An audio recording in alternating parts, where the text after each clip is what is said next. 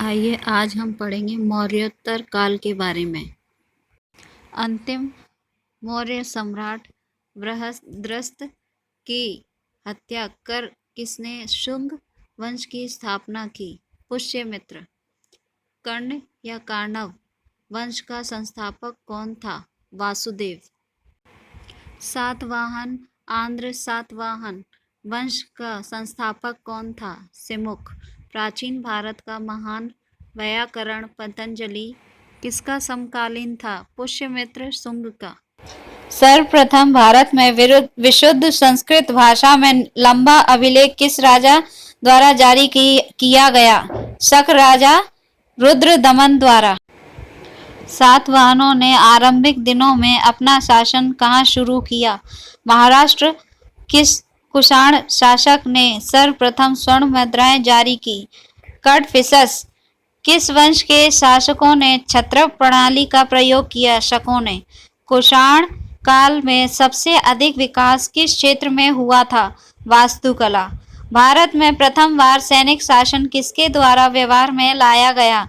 Greco द्वारा।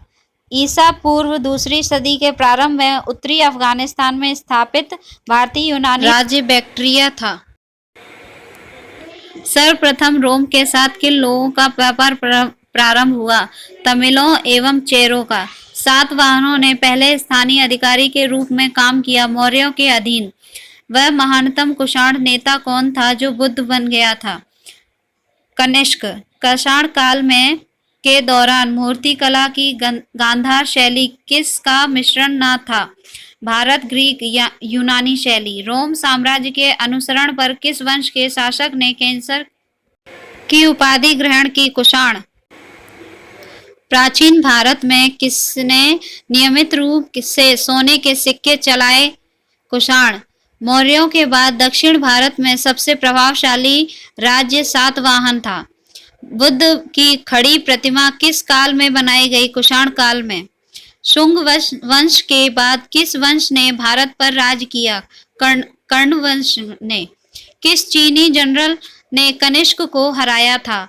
Pen चाओ। उत्तरी तथा उत्तरी पश्चिमी भारत में सर्वाधिक संख्या के तांबे के सिक्कों को जारी किया कुषाणों ने। विक्रम संवत 57 ईस्वी पूर्व से प्रारंभ हुआ। सातवाहन शासकों की राजकीय भाषा प्राकृत है। जो कला शैली भारतीय और ग्रीक यूनानी शैली का सम्मिश्रण है उसे गांधार कहते हैं। कनिष्क की राजधानी पुरुषपुर है। पुरुषपुर का दूसरा नाम पेशावर है। चरक किसके राज चिकित्सक थे? कनिष्क के। तक्षशिला के प्रसिद्ध स्थल होने का कारण गांधार कला था। भारतीय रंगमंच में यवनिका का शुभारंभ यूनानियों ने किया था। भारतीयों का महान रेशम मार्ग कनिष्क ने आरंभ किया। शक संवत का प्रारंभ कनिष्क शासन काल में 78 ईस्वी से हुआ। तक्षशिला विश्वविद्यालय भारत में स्थित था।